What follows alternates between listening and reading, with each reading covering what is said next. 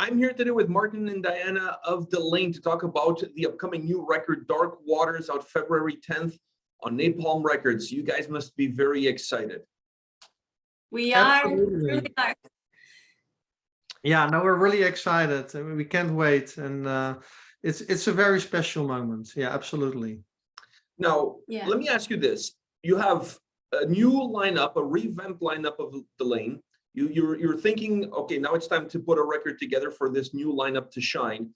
Did you guys set any bars or any goals of what you wanted to achieve with this album first and foremost? Well, I thought that it's very important to show people that the Delain DNA is still there, that this is Delain, that it sounds like Delain. And of course, the previous members, they had so much quality, and they contributed to Delain very much. But there is fortunately enough DNA to continue. There were moments where I thought there wasn't, you know, but I got so much help from others that we were able to continue, people who had a connection to Delain. And I wanted to make sure that people would hear the Delain sound, that they would hear Delain. That's very important.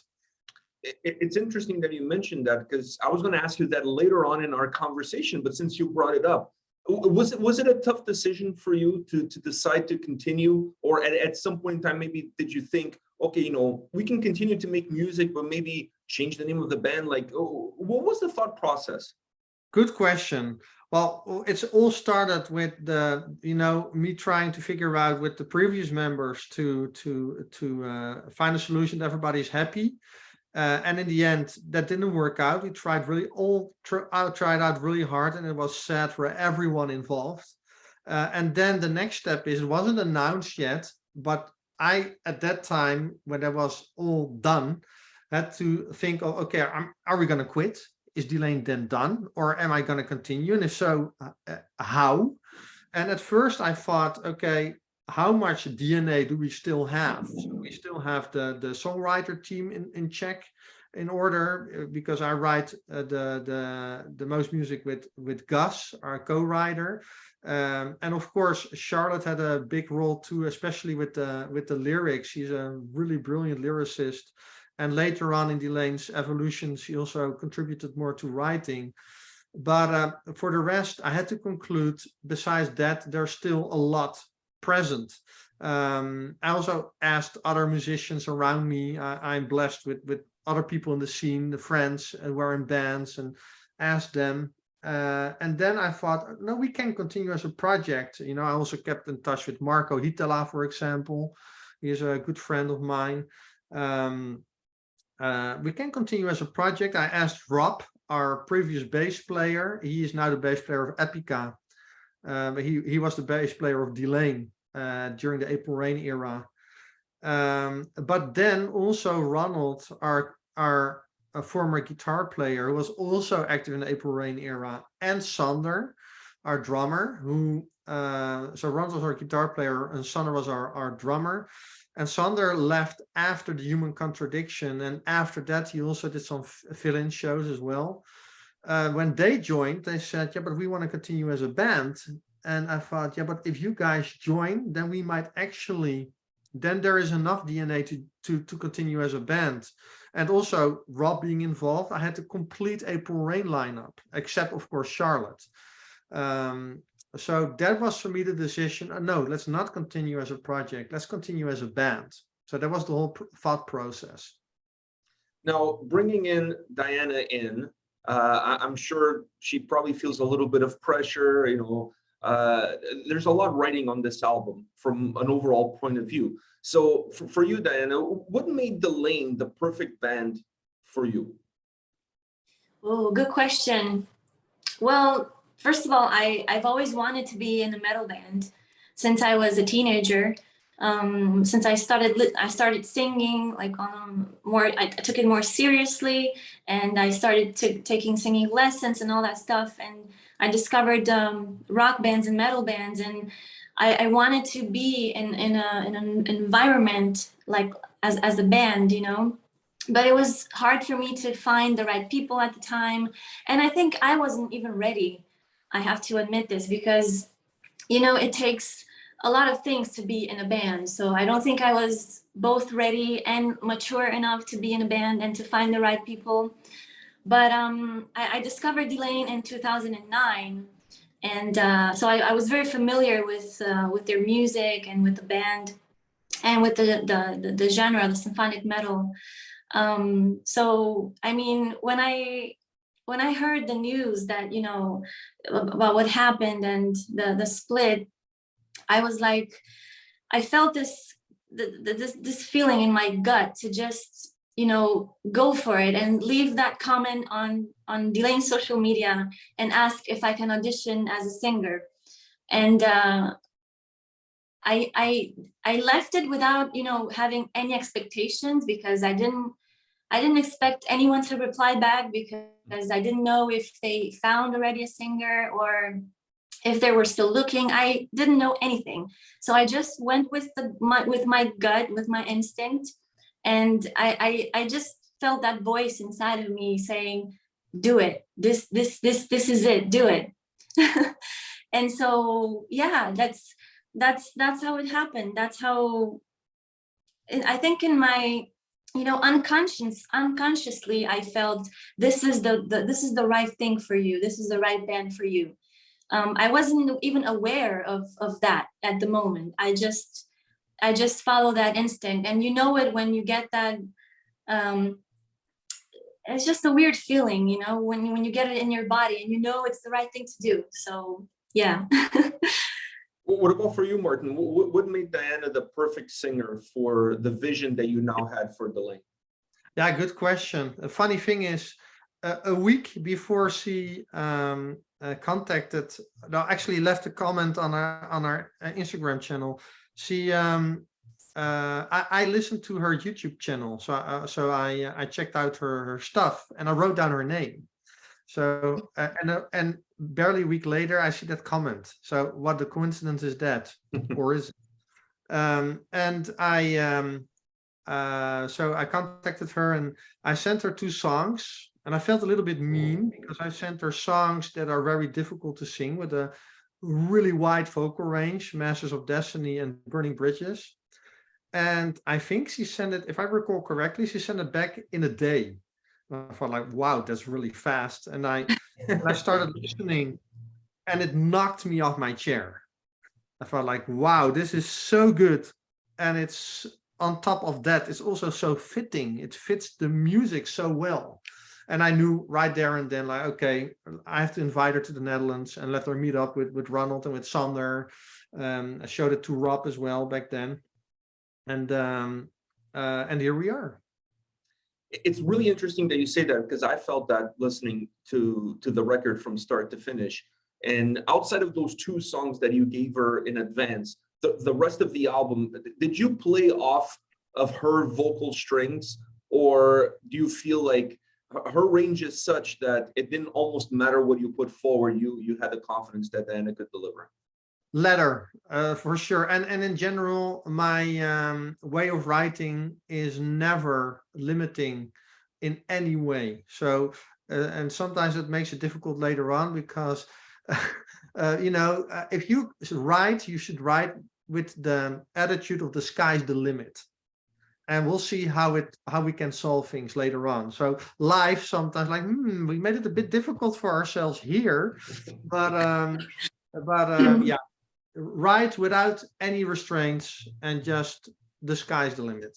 And I think Diana, I never felt later on like, okay, this is a problem. Never, ever.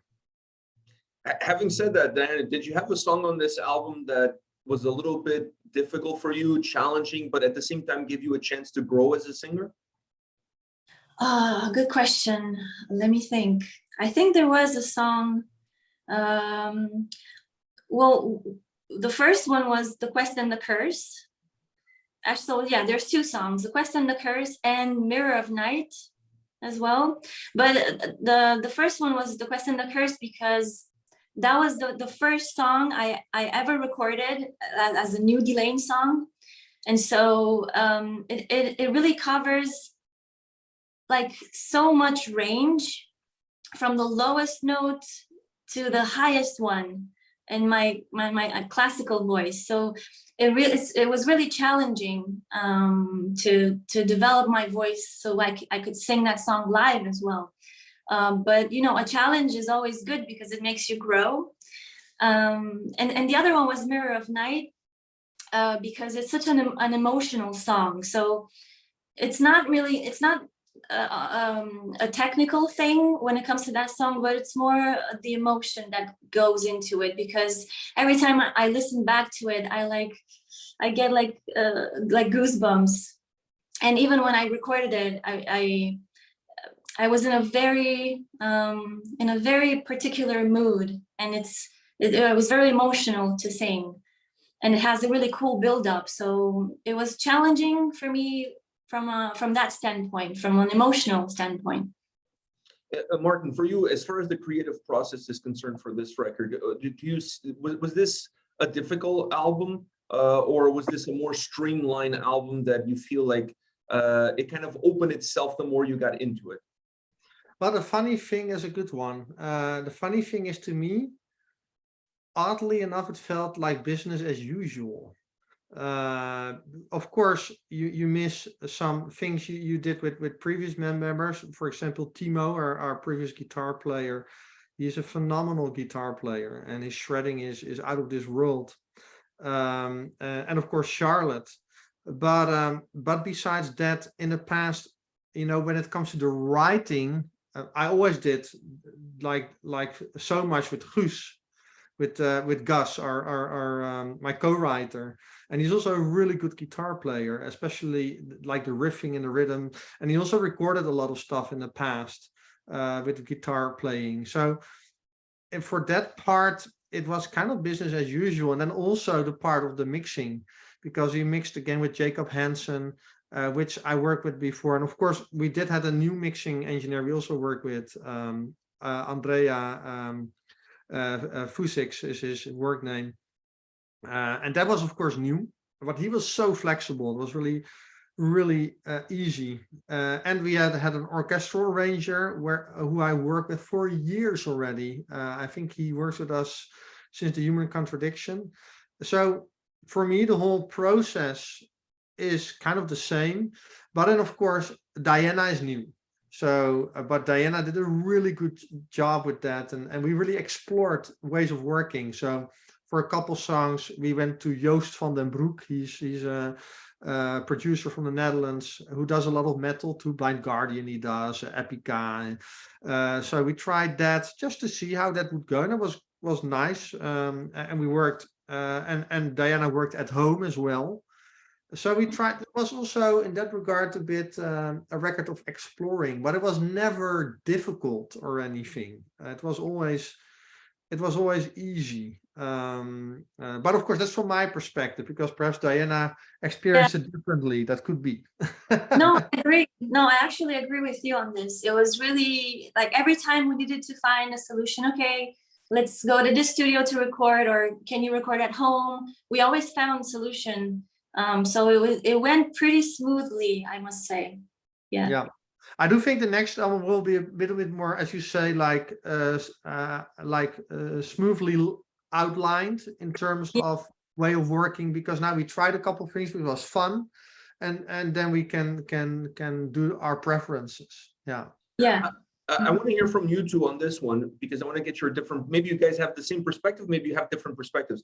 When you look at the overall soundscape of this album, I felt like the record at times was very direct, perhaps a lot more direct in certain songs with some pop elements than what we've seen in the past, but it also has a little bit of an exponential growth. The record gets bigger and bigger and bigger as you progress. The closing tracks of the album are probably the biggest songs that the album offers. Is that how you see the overall sound experience of the album, starting a little bit more direct and then growing as you move along?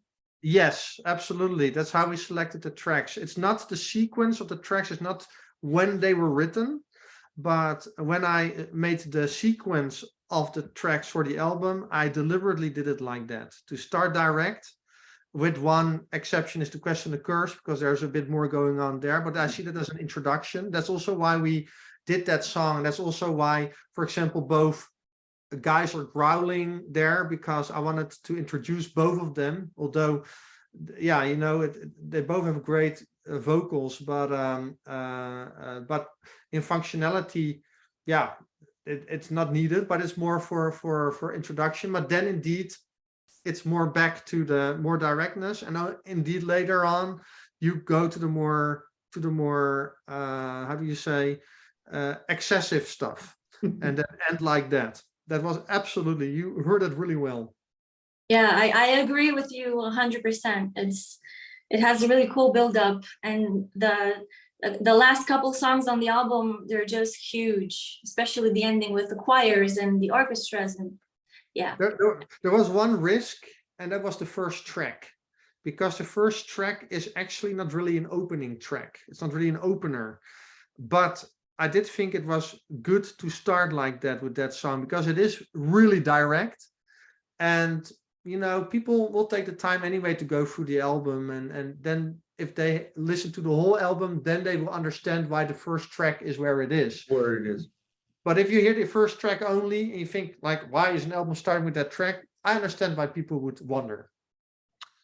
I think it's a song that the more you listen to the album, the more sense it makes, because it kind of encapsulates a little bit of what the record is in one single song. I mean, it doesn't give you all the cards, it doesn't tell you everything, but once you listen to the album, that song makes a lot more sense. And I think it works a lot better the second time you go around the record, having that song in the opening. At least that was my experience. Yeah, no, that's exactly, you're so right. Yeah, you really analyzed that well, and experienced that the way we tried to make it work. Yeah. Now, another question for the two of you.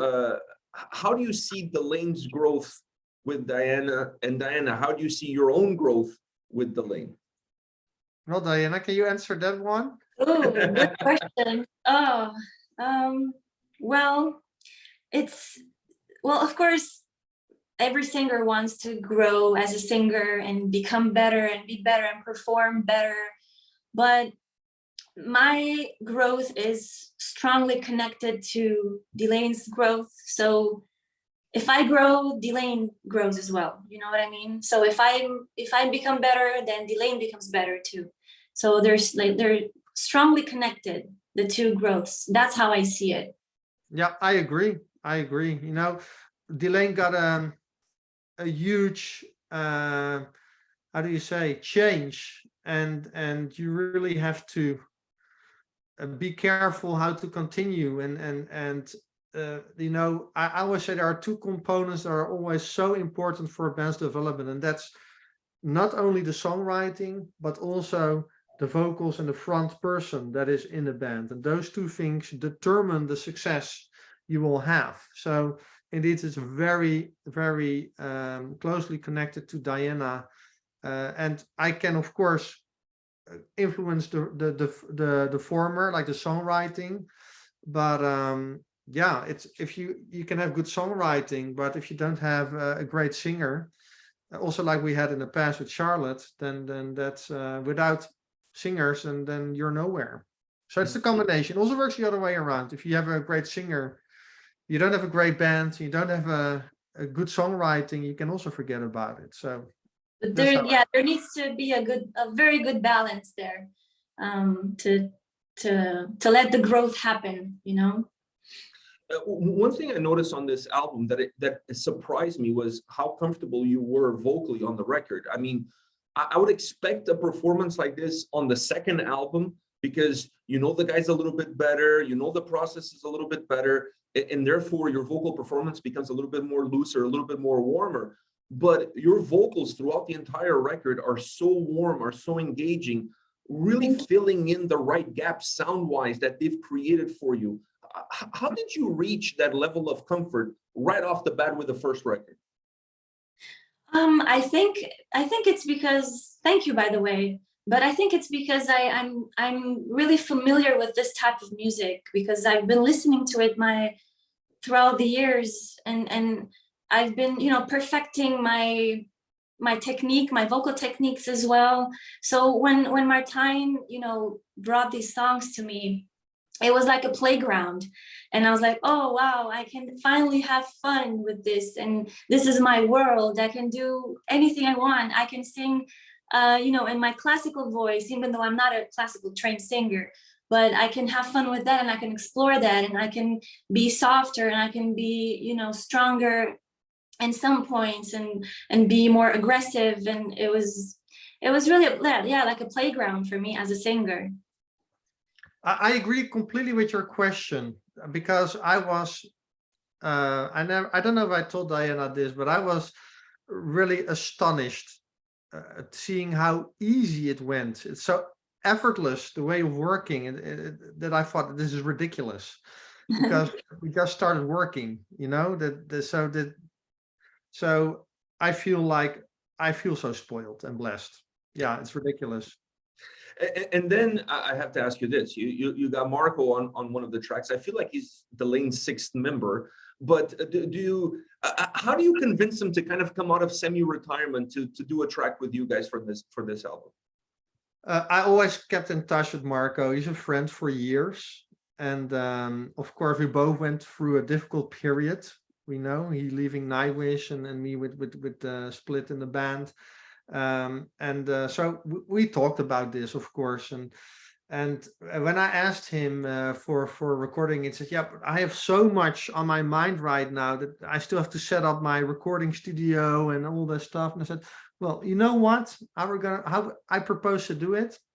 I fly over to you, because he lives in Spain, I live in the Netherlands, but the funny thing is my parents have a house in Spain, like really near him, so that the pure coincidence. So I was there in summer as well, visiting him with my wife Robin, and I said, we're gonna do it. I'm gonna walk in the house with equipment. You don't have to do anything.